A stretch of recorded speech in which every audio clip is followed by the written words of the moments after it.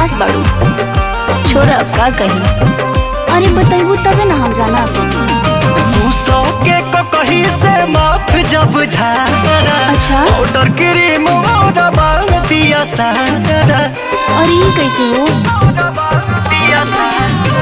सौ के कहीं से माथ जब झारा, पाउडर क्रीम दिया सारा।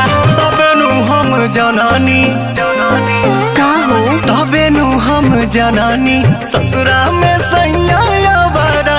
तबे नु हम जनानी ए सखी सैया बारा। तबे नु हम जनानी। अच्छा तो ये बात बा।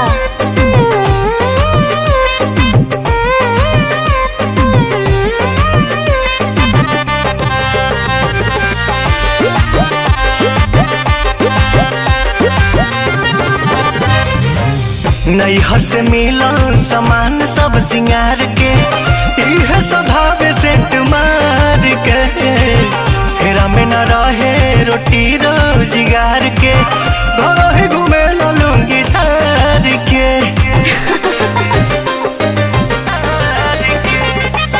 नैहर से मिलन सामान सब सिंगार के, इह स्वभाव सेंट मार के।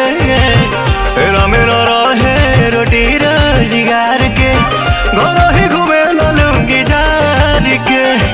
आज ले न किन के दिया कहियो डांडा, लगत कि यही जाना हो गुजारा।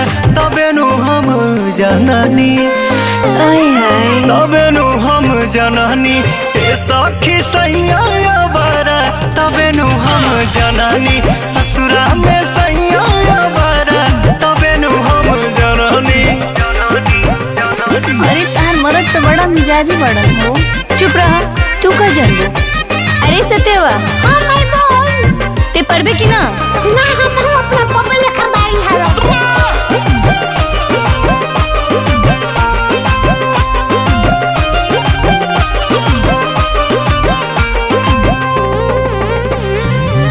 पूछला पकहे कि हाँ बीए पास हो, खेलला बगीचे में तास हो।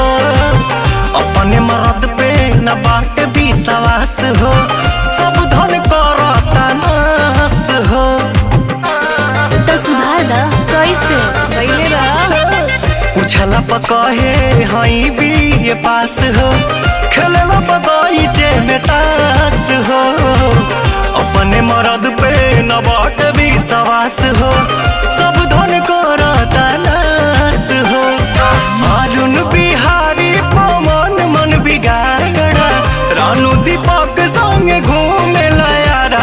तबे नु हम जनानी, ओहो सब संगत के दोस्त बा। तबे नु हम जनानी ससुरा में सैया बारा। तबे नु हम जनानी ए सखी सैया बारा। तबे नु हम जनानी।